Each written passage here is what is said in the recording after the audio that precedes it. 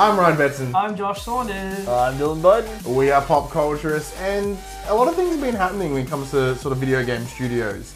So recently, Making some games. outside of making games, there's some other things that are going on. Oh, that's not good news. I know. So first of all, we should mention, this is a little bit old news at this point, but Scalebound, which was a... Xbox One exclusive? Yeah, second party Xbox One exclusive. Not anymore. Was cancelled Still exclusive. after almost 4 years in the public eye, 5 years. It got Did you cancelled. say 4 or 4 years? 4 or 5 years. You said 4 or 4. But Did I? Yeah. That's a train. Cool. Either 4 or 5 years, it got canned. Like, as in, no demo, it's just no one will ever see the light of day. Mm-hmm. And then Microsoft, by the looks of it, appeared to just wipe it from existence. Mm-hmm. All YouTube channels, everything, videos gone. It's not just Microsoft that wipes stuff from existence, though. It's not. And we should also mention that Guerrilla Cambridge. So PlayStation had just shut down Guerrilla Cambridge after what can we assume is their lackluster performance of rigs on PlayStation VR. Did you get that? Oh, it made me so sick. Oh, okay. So I stopped playing. Okay. So my question / topic of the day is: are first parties, like as in first party and exclusive games for consoles, still relevant, and are they still required to move units? Well, I am a big Street Fighter fan. And when it was announced that PlayStation had a Street Fighter V exclusive, it was something that was swaying me as to whether get an Xbox or a PlayStation. And Did you not have one at the time? no, didn't have a console at the time. And so I was waiting for the How lineup. are you, surviving? Because there's no games to play. So Star Wars Battlefront was Because I keep getting cancelled. Star Wars Battlefront was the decider, and then I was like, okay, it's on either console. What are the advantages of the PS4 over the Xbox One? And I am an Xbox guy, mostly. So Street Fighter was one of the things that swayed me. I'm going to say, like a resounding yes.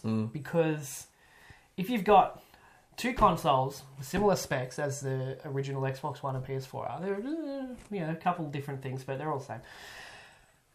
Like, what's the different selling point for each one? Why even have the two on the market if you're going to be playing the exact same games across both consoles? Like, why would two exist? Because if that was the case and there were no first parties for exclusives, let's say for 6 or 7 years, one of those consoles would disappear from existence because everyone would just gravitate towards one which seemingly performed better. If there's no incentive to buy one or the other if you don't have certain games to pull you towards one. You know, I went from PS3. And when the new gen came out, I bought an Xbox One. And I'm like, I'm going to check out Halo. I'm going to check out all these series that I haven't played before. Again, exclusive games. Exclusive games that I haven't played before. And I sold the Xbox One in like a month because I missed all the PlayStation games. Like, I missed the Naughty Dog games and whatnot. You know? Infamous, even though it's not such a big title, I fucking love those games. So, the only reason I have a PlayStation is because of those specific games from those publishers. And maybe that's because I grew up with PlayStation. So, coming to Xbox, there was, it was a fresh slate. I have no history with Halo, no history with Gears, no emotional attachment to any of it. But I'm emotionally attached to the PlayStation devs and their first parties. If it came out that the Xbox One and the PS4 had the exact same games lineup, I would have still got a PS4 because that's where my history is.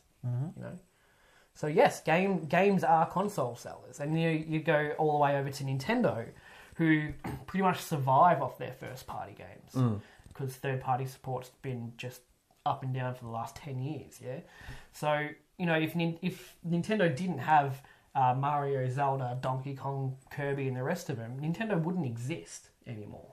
Wow, that's so well said. But there are some counter arguments to that, of course. So with the Wii U, and it's very limited to almost no support by third parties, its first parties, its own IP was not enough for that console to survive. Period. I don't think it was necessarily it was their IPs. It was the way they handled their IPs. Nintendo have the biggest lineup of first party exclusives than PlayStation. They shit all over PlayStation and Xbox for first party If that's what series, you're into. If that's what you're into. It's just the way they handled them for the Wii U was fucking atrocious. Months and months without games. All these old games people wanted, they didn't do anything with. All these old IPs, people were like, please give us a new, like a Metroid game. And then when they eventually do, like Star Fox, it's fucking terrible. Yeah. Sonya shit! Well, Because I'm I've scared, been playing too much Resident Evil, man. I'm jumpy as hell, like, all the time. because I'm scared that's going to happen with the Switch, yeah? You know, we're getting Breath of the Wild, which looks amazing, and that's exactly how they need to handle the rest of their first-party titles. And they'll cream it. They'll do fucking amazing. If they do like one every 6 months, or they- one at the start of the year, one at the end of the year. They've got over like 20 IPs, of their own stuff. If they can stagger them and give them, like I said in my solo Switch video, give them the Breath of the Wild treatment and the respect their IPs deserve, and Nintendo Switch will be just fine. But without any of those IPs, Nintendo disappears off the face of the earth. I think it's weird. It's sort of middle of the ground, right? Like, yes, console exclusives are incredibly important in the way that they give you what differentiates the two. Because if you look at how most third-party games run on Xbox or PS4, now this is not me having a go, like, you know, everyone knows I'm a PlayStation guy, but, like, if you look at comparisons, most games, if they can, will run at 1080 on PS4, and they'll run at 900 on the Xbox. But they do, like, that is a known fact. Like, I'm not saying that one's better than the other, but like, Because you don't believe in science doesn't mean it doesn't exist. like from a specs I believe in perspective, drafts. that would be the difference. To counteract But, that though, like yeah. me personally, you know how websites do, like IGN do, you know, here's how the game looks on Xbox, PS4 and PC side by side. I can't tell the fucking difference. Sometimes like that. I don't have There an- might be I don't have an eye for it. Like I don't slightly pick better. up. I'm on like, that shadow's a little bit better. Yeah, but the point I'm making is, if in a world where there are no first parties and we can only go by third party picks, like, you would have to focus on those things.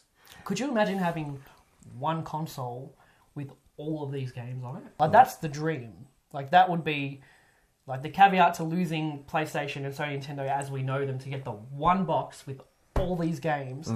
That's the dream. But it is a little bit tough. Like, the benefit of having the console exclusive does breed competition, and that's important. And competition breeds innovation. Yeah, 100%. Like, by you know, if Microsoft like, man, Sony are doing this, pump money into making this something really cool. And then cancel it 4 years after development. Yeah, that too. Or if your PlayStation, like, hey, can you make something really cool? It's been 10 years. Can you put it out already? Like, We've given you a bit of time. but like, What about timed exclusives though? How do you feel about timed that? exclusive frustrate the shit out of me. As the biggest example of this is Rise of the Tomb Raider, right? Tomb Raider has always been a PlayStation staple. Yep. And then they're like, Xbox, like, timed exclusive. Actually, no, at the time, they're like, it's an Xbox One exclusive. Just for a year. Yeah, but then, like, that was before they were like, right, hey. And I because almost did not buy that game, period. All that comes down to is simply Xbox were like, here's a fuck ton of money. Yeah. And it's just like buying favour, and that sucks. Yeah, but the same thing happens with Rocket League, right? Like, PlayStation gave Rocket League money to be, not exclusive, but like they got the PS Plus and stuff. It launched on Excuse PS me. Plus. And then a little bit later it came out on Xbox and PC. Yeah. But I think that was more, wow, this game's been super successful and we can. I don't think there was like it's never going to come out on anything else. It was just, let's launch it on PS Plus because, you know, it's a cool way to do it and just see how it goes. Yeah. So that's cool. But like going back to like Final Fantasy, the whole series used to be Sony exclusive. Yep. Up until 12, I think. I think once it skipped over to the PS3 and Xbox Yeah. 360, It's a 13, I think. they lost them as an exclusive, and now they're on both consoles. And 13's a pretty good run. yeah, but still, But yeah. I liked that as an Yeah. exclusive. See, but what's interesting as well is now, not now, but like with Xbox's announcement with at E3 with the Play Anywhere, Xbox doesn't have console exclusives anymore. Any like console exclusive, whether it be Halo, whether it be Gears, whether it be anything like that, like their key staples are now playable on PC, which makes sense because, you know, Microsoft own Windows and they own, so like that part makes sense, which gives Sony that clear advantage.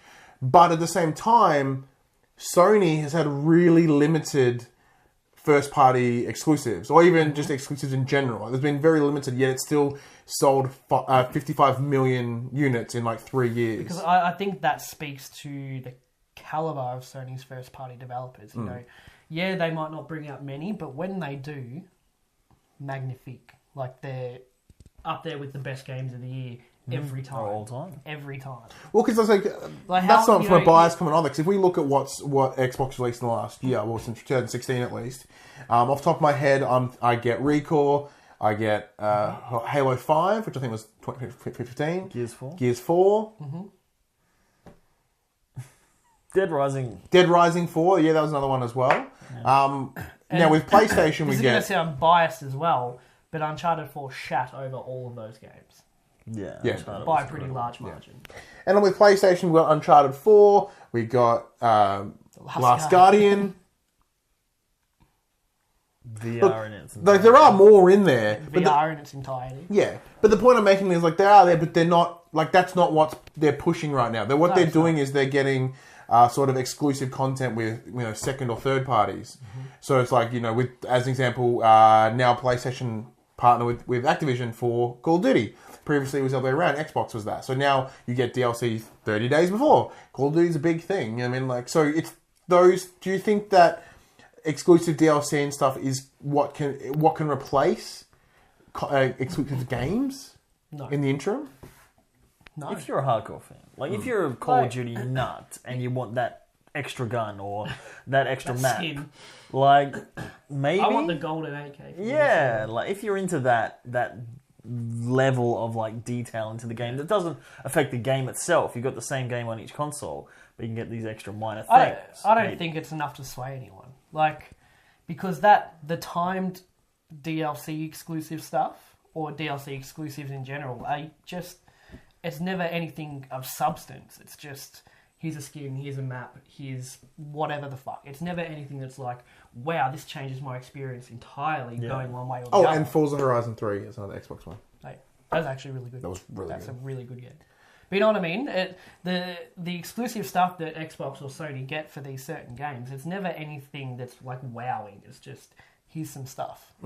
But even then, like, they might not have the exact title, but they've got their equivalent. Like, you've got your Halo on Xbox, you had your Resistance on PlayStation. Killzone, You got your Forza, you got your Ridge Racer. You know, Ridge Racer? Gran Turismo. That's Ridge Racer, that's a thing. Not for years. You've got your Street Fighter, you've got your... Tekken. Double Dragon. You've got your Tekken. But yeah, has Tekken gone cross-platform yet? Well, you've got your, you know... But it was, at the time, it was. Yeah. Yeah. So you've got your Mortal Kombat and The Last of Us, Xbox they've got... now. I think that's where like Microsoft came from with the idea of getting Tomb Raider for a year. Like, this is going to be our Uncharted. Yeah, for sure. But that it's not consumer friendly. No, it's anti-consumer. It's just we're buying the rights to this game. It made me so mad. Like, it made me furious, actually.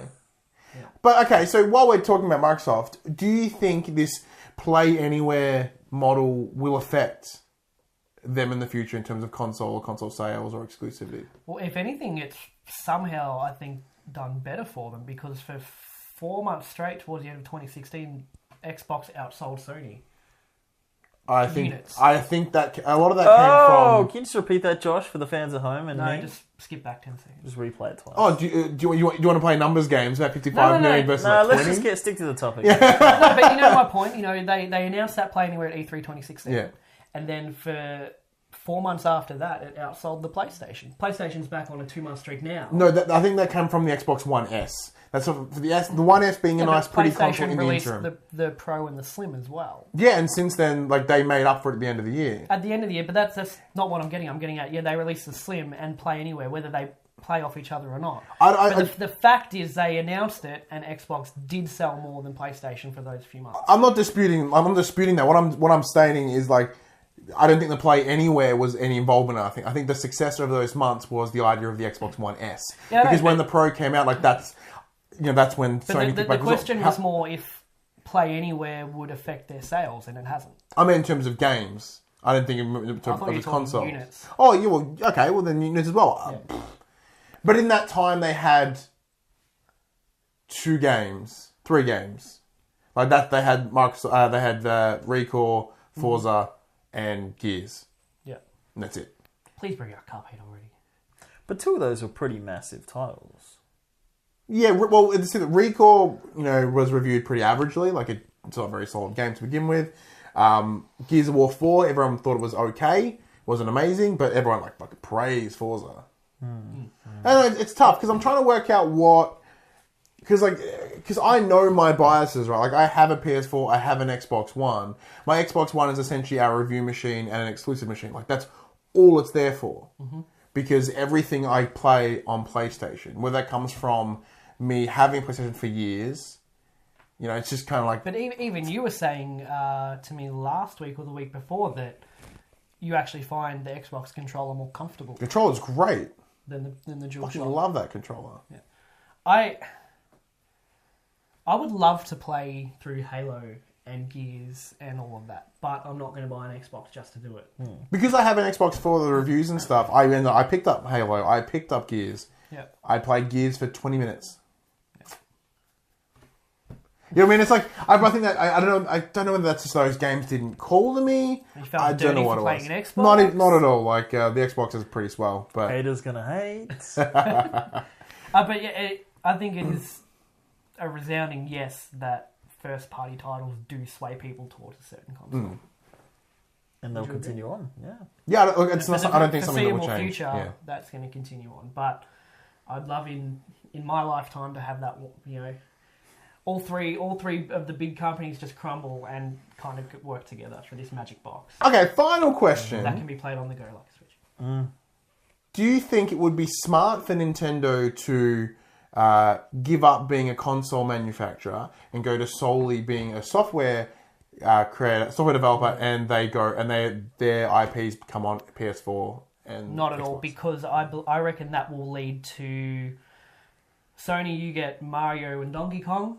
Xbox, you get fucking Kirby and the rest of it, and then you split again, and it's. That's good. If I want to play Nintendo games, that's why I buy a Nintendo console. I've thought about this like 100 times. I've been like, man, it'd be really cool if I could play all these games, but I never would have thought that they would the option that they could divide their IPs across the platforms. Definitely. I thought it would be like, here's everything. Let's give us money. I think Sony would end up with Mario simply because I think numbers. No. Well, maybe, I don't know. Because, you think Sony has more money to throw at them, but, Xbox leads to Microsoft, which leads to a ridiculous amount of cash. I think it'll just lead to a bidding war between all their IPs, and you're going to end up with a split library over 2 consoles, and that's even worse. And then you end up doing it again. At least now, even with Nintendo struggling as they might be or might not be, at least now if you want to play Nintendo games, you've got to buy one console and do it. And not have to worry about them being split over many. But... Nintendo innovate things though, as much as people don't like them. It's just how long is it going to take for them to... Yeah, well, that's what people said back when the Wii was coming out. Yeah, pretty much. GameCube. Yeah. But what do you think? What sways you? Do exclusive games draw you to the console, or are you one of those PC master race people who's like, I'm just going to play it on my PC? Please don't comment if you are. Let us know in the comments below. I'm Ryan Betson. I'm Josh Saunders. I'm Dylan Boyden.